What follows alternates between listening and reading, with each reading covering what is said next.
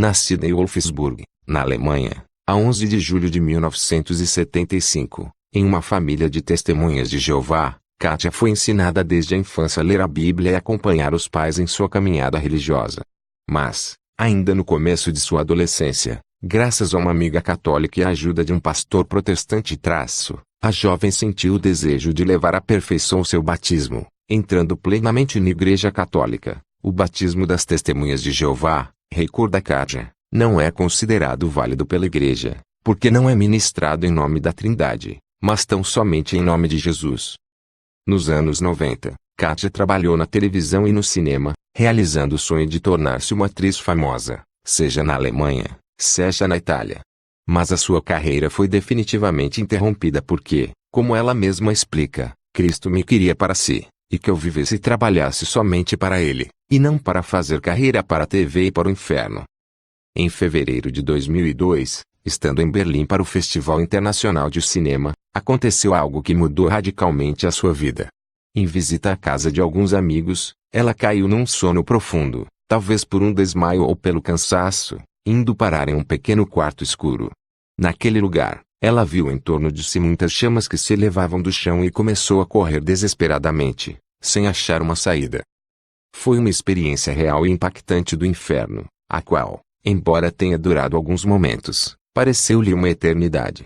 Ali, Kátia encontrou um demônio disfarçado de jovem, que ria dela, dizendo: "Pode correr, mas daqui você não sai." Mesmo com o corpo intacto, ela sentia dores de queimaduras, um sofrimento terrível, durante o qual ela chegou a pensar que iria morrer. Eram sobretudo os pecados contra a castidade que me tinham levado à perdição. O demônio ria do fato de que a minha alma, que procurava o verdadeiro amor, que é Cristo, tinha sido afastada do caminho do seu reino. Ele me mostrou os rapazes que passaram pela minha vida, ainda que apenas através de uma paquera ou de um pensamento. O nosso bom Senhor Jesus nos ensina, no Evangelho, que é possível picar só com um olhar ou um pensamento. Cf. Mt 5, 28. O ser humano quase sempre se esquece disso. Sim, porque não entendemos quão loucamente somos amados por Deus, com um amor infinitamente maior que o de qualquer ser humano. Se considerássemos apenas isso, não poderíamos julgar insignificante um pensamento. Quem ama é imensamente vulnerável, pode ser ferido pela pessoa que ama, ainda que só por uma palavra ou um pensamento. Alguém que ama você não se sentiria profundamente ferido, sabendo do desejo que você tem por outra pessoa. E nós achamos que não ferimos o Senhor Deus. É assim mesmo. Se apenas compreendêssemos quão imensamente somos amados. Também ficou profundamente gravado em sua memória o fato de que esses homens, meus amigos, que caminhavam nas chamas, permaneciam ali. O demônio me disse que era ele quem tinha me seduzido através deles. Tinham sido usados por ele. Também notei que havia um ou outro que não ficava naquelas chamas. Isso significava que eles não estavam no inferno, talvez tivessem se confessado dos seus pecados. Mas aqueles outros permaneciam ali. Compreendi que eles já estavam no fogo e, depois, foram enviados a mim para tirar-me nas chamas. O demônio usa especialmente aqueles que já estão em pecado mortal para tirar outras almas no abismo. Em dado momento, através de uma fenda aberta no quarto, Kátia viu a sua mãe. Convertida à fé católica há alguns anos, ela havia cultivado o piedoso costume de levantar-se à noite para rezar a coroa de Santa Brígida. O relógio da sala marcava 3 horas da madrugada e, enquanto sua mãe rezava, Kátia suplicava-lhe ardentemente por oração, já que ela não podia rezar a Deus por si mesma naquele estado. Mama, prega per mim. Te conjuro, prega per mim. Mamãe, reza por mim. Eu te imploro, reza por mim. Benedita conta que, depois de abandonar a seita das Testemunhas de Jeová, sua mãe tornou-se uma alma de muita penitência, tendo feito jejuns e vigílias por longos 7 anos, até que Deus acolhesse a oferta dela pela sua conversão. Ela também lamenta o fato de que tantas pessoas ignorem ou se esqueçam de rezar pela conversão dos pecadores.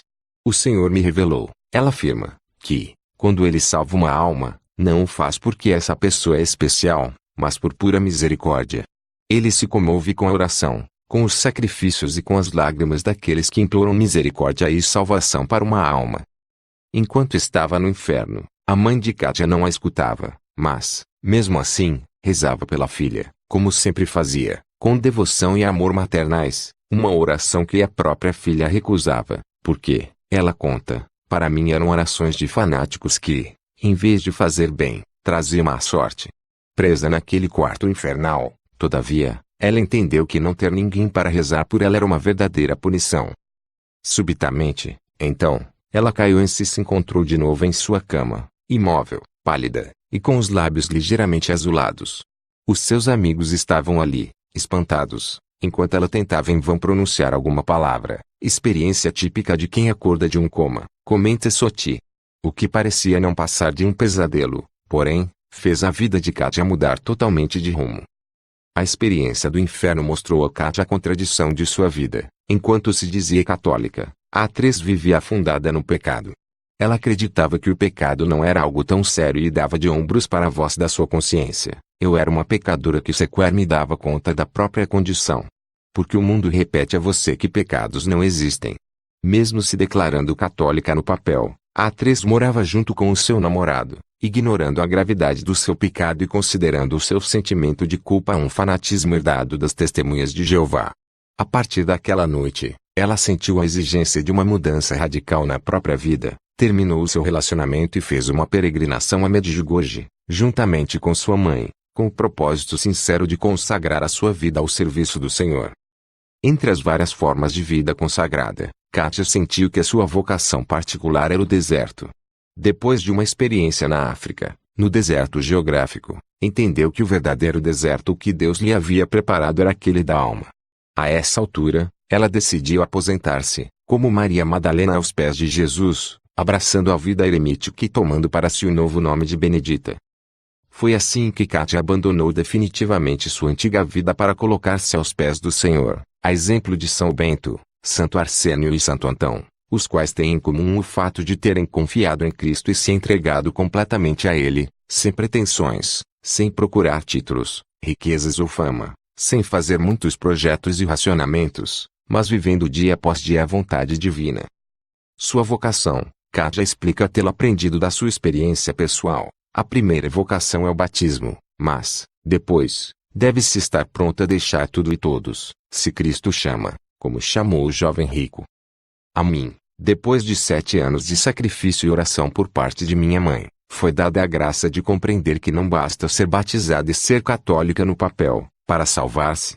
Descobri que Deus é católico, que a sua igreja é a nossa querida mãe, que devemos praticar a fé, que devemos observar os mandamentos e que o inferno existe. Deus nos conhece e conhece a nossa vocação, ela diz, e isso não é uma coisa da cabeça ou do próprio gosto, mas algo sobrenatural. É o Espírito Santo que guia, não a razão ou os cálculos humanos. Não tenhamos a pretensão de ter que entender tudo de Deus. Não devemos entender, mas amar. Ao fim da entrevista, Benedita lança um apelo: aventurar-se com Cristo, acreditem em mim, vale a pena. Abram as portas dos seus corações a Cristo e Ele se revelará a vocês em todo o seu esplendor. Ponto.